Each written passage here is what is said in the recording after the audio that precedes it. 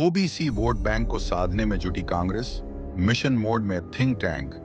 Congress party इन दिनों सत्ता वापसी की कोशिशों में जुटी है और इसके लिए उसने अब पूरा ध्यान ओबीसी वर्ग पर केंद्रित कर दिया है। लगातार लोकसभा चुनावों में हार और कई राज्यों से सत्ता गंवाने के बाद कांग्रेस के रणनीतिकारों को यह समझ में आ गया है कि सत्ता में वापसी के लिए ओबीसी वोट बैंक को हर हाल में साथ लाना जरूरी है। देश में करीब 55% से ज्यादा आबादी ओबीसी वर्ग की मानी जाती है। कांग्रेस अब इसी वर्ग को अपने पक्ष में करने की रणनीति पर काम कर रही है। पार्टी को लगता है कि एससी, एसडी और मुस्लिम मतदाता पहले से उसके साथ हैं, लेकिन यह वर्ग अकेले सत्ता की चाबी नहीं दे सकता। ऐसे में कांग्रेस की नजर अब ओबीसी पर है। कांग्रेस ने ओबीसी को साधने के लिए कई कदम उठाए हैं।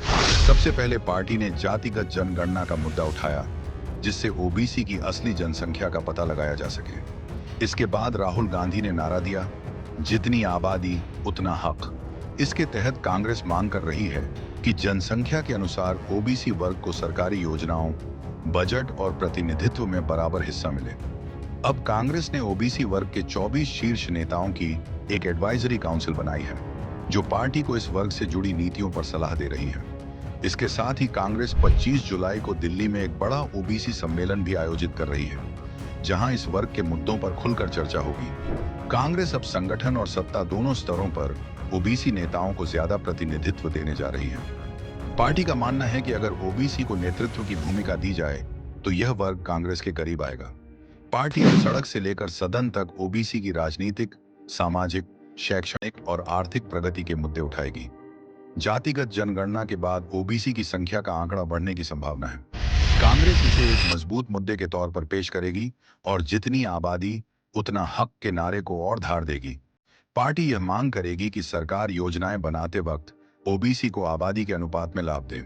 बीजेपी की चुनावी जीतों में ओबीसी वोट बैंक की अहम भूमिका रही है। बीजेपी को अब तक ओबीसी वर्ग का परंपरागत समर्थन मिलता रहा है, लेकिन अब कांग्रेस इसी वोट बैंक में सेंध लगाने की पूरी तैयारी में है। जातिगत जनगणना की मांग को लेकर पार्टी के तेवर और मुखर हुए हैं।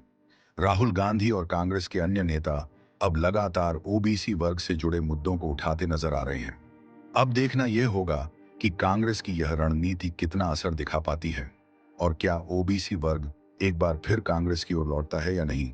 फिलहाल कांग्रेस ने अपनी पूरी ताकत इसी दिशा में झोंक दी है।